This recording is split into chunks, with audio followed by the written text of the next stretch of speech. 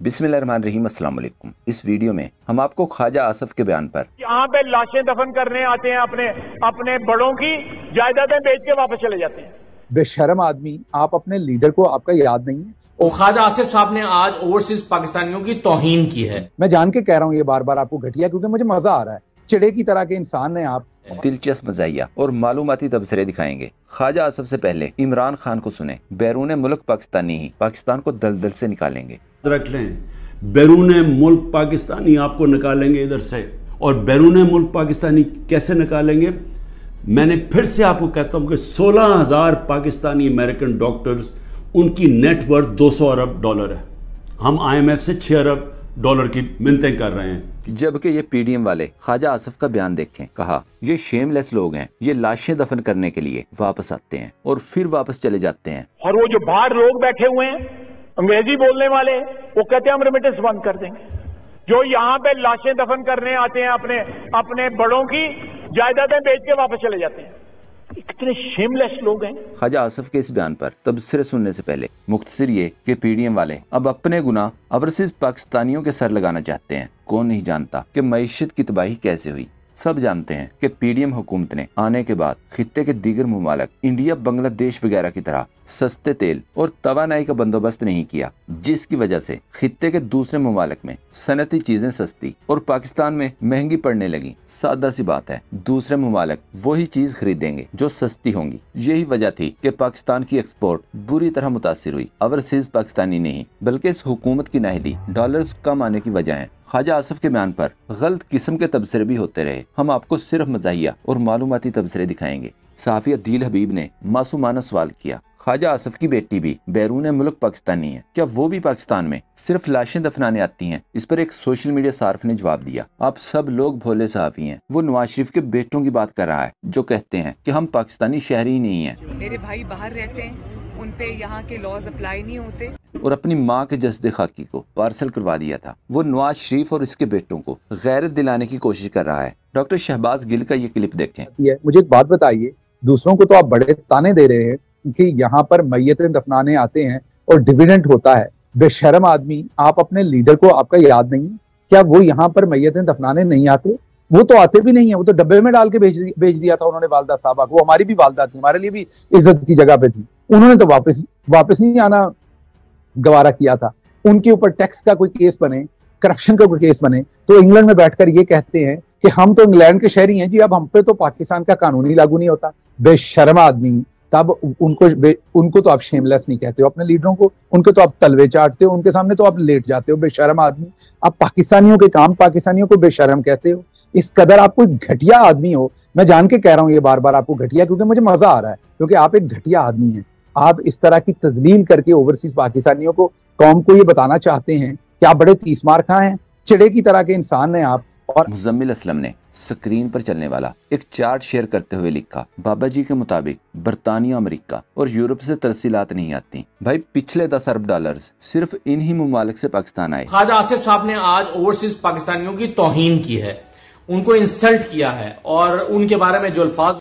और अगर आप इनको यानी UK, USA और European countries, Norway, Switzerland, Australia, Canada, इनको मिला लें, इन गल्फ कंट्रीज को छोड़ दें, तो टोटल जो बनता है ये तकरीबन 10.5 बिलियन डॉलर बनते हैं फाइनेंशियल ईयर 2023 में। लाशें दफनाने पाकिस्तान आते हैं। ख्वाजा के इस बयान पर अकरम राय ने ट्वीट किया, तमाम ओवरसीज पाकिस्तानी ऐसे नहीं होते, चंद ओवरसीज पाकिस्तानी ऐसे हो सकते हैं। चंद तो लाशें दफनाने के लिए भी वापस नहीं आते, वो लंदन से लाशें पार्सल कर देते हैं। बेटियां साझी होती हैं। बिनते ख्वाजा आसफ मेरी बेटी है, उम्मीद है कि वो पाकिस्तान सिर्फ लाशें दफनाने नहीं आती होगी। रहीक अब्बासी ने ख्वाजा आसफ के बयान पर लिखा, ख्वाजा आसफ नवाज शरीफ के बेटों के खिलाफ असेंबली में फट पड़े, जिन्होंने अपनी वालदा मरहुमा के जस्द खाकी को लंदन से पाकिस्तान तदफीन के लिए भिजवाया था। यहाँ तो किसी को पासपोर्ट नहीं मिलता, वहां पे पासपोर्ट मिले हुए हैं उनको। इतने शेमलेस लोग हैं। यानी आप खुद ख्वाजा आसिफ साहब हमारे वजीर खारजा भी थे, दुबई में एक कंसल्टेंट भी थे। अच्छा, हमारे वज़राए आज़म, हमारे मतलब सबकी जेब में वो आज बड़ा ताना दे रहे थे बैरून मुल्क पाकिस्तानियों को। भाई, अकामे किस किस की जेब से निकले? इनके हिसाब से पासपोर्ट ले लेना जो है वो हुब्बुल वतनी खत्म हो जाती है, गद्दारी हो जाती है। मुझे आप दुबई फरार हो गए थे, और वहां पर जाके पता नहीं नाई और धोबी का काम आपने लिया था, और उसके बाद अमेरिका में आके आप गोरों को बताते हैं कि जी इमरान खान ज्यादा मुसलमान है, वो शिद्दत पसंद मुसलमान है, वो इस्लाम पर ज्यादा चलता है, तो आपको उससे खतरा है। हम जरा नून लीग वाले जरा लिबरल हैं, हम कम मुसलमान हैं, तो आप हमें मौका दें। Foreign policy difference between PMLN and PTI at this. We are much more liberal than PTI. सारे वेंटिलेटर जो है ना ये लगे हुए हैं अमेरिका की मर्जी से लगे हुए हैं। वकास अमजद ने ट्वीट किया, ख्वाजा आसिफ ने ये बात क्या वाकई अमेरिका और कनाडा में मुकीम पाकिस्तानियों के लिए कही है या लंदन वालों के लिए? ख्वाजा आसिफ ने कहा, आज भी पता नहीं IMF से मुआहदा होगा भी कि नहीं। माशी अबतरी वहां तक पहुंच चुकी है कि सांस लेना भी दुश्वार हो चुका है। इस पर उस्मान सईद बसरा ने लिखा, थोड़ी गैरत ख्वाजा, इस्तीफा दे रंगबाज ख्वाजा। सीनियर तजियाकार हबीब अकरम ने कहा, इस वक्त पार्लियामेंट नाकाम इदारा है, लेकिन ख्वाजा आसिफ वहां पर खड़े होकर अपनी गलतियां दूसरों पर डाल रहे हैं। ख्वाजा आसिफ को छोड़ें, देखें हमारी इसी पार्लियामेंट में कैसे कैसे नमूने हैं। इस अपोजिशन लीडर राजा रियाज के मुताबिक तहरीक इंसाफ को ज़मीनी इलेक्शन जनरल बाजवा ने जितवाए और फिर इस पर काशिफ अब्बासी के हाथों छतरोल देखें। साजिश के तहत सीटें जिताई गई थी। किसने साजिश की थी? आपको भी पता है, मुझे भी पता है। अब ना नाम लेना, मैं मुझे तो नहीं पता सर। मैंने तो सुना था कि उस वक्त हुकूमत वफाक में जनरल बाजवा साहब का नाम आया है। अच्छा, जनरल बाजवा साहब का नाम आया है। आप में हमजा साहब उस वक्त नहीं, ये तो मीडिया पे आया, मैं अपने पास से तो नहीं कह रहा। कौन से मीडिया पे आया सर? मैं अपने पास तो मैंने खुद सुना है। वो किने क्या है, मैंने वही भी तो सुना। मुझे अब ज़हन में नहीं, लेकिन मैंने मीडिया पे सुना है कि ये कोई वीलॉग सुने होना कि ये नहीं, टीवी पे मैंने खुद देखा। सोशल मीडिया, और बदामी साहब कह रहे हैं शायद आपने सोशल मीडिया सुना होगा। नहीं, सोशल मीडिया तो मैं इस्तेमाल ही नहीं करता, मैं तो टीवी सिर्फ देखता हूँ। अब आप भी देखते हैं। बदामी साहब, आपने ऐसा कुछ सुना है कि ये सुना है, अभी सुना राजा रियाज साहब से। पहली दफा सुन रहे हैं? मैंने इससे पहले नहीं सुना आपने? नहीं, मैंने नहीं सुना। हम तो रोज ये काम करते हैं, राज साहब, ना बदामी साहब ने सुना ना मैंने सुना, पता नहीं आपने कहां से सुना। चलें फिर मैं आपको वो क्लिप भेज दूंगा। देखें, अतर काजमी ने कहा, जिस तरह शहबाज हुकूमत के लिए राजा रियाज बतौर अपोजिशन लीडर बहुत बड़ा चैलेंज है, इसी तरह नून लीग के लिए भी इस्तेहकाम पार्टी बहुत बड़ा चैलेंज होगी। ये बुनियादी तौर पर एक ही टीम है। पाकिस्तान जिस तरह शहबाज शरीफ साहब की हुकूमत के लिए राजा रियाज साहब बहुत बड़ा एक चैलेंज है बतौर अपोजिशन लीडर, तो ये उसी किस्म की सूरत हाल है।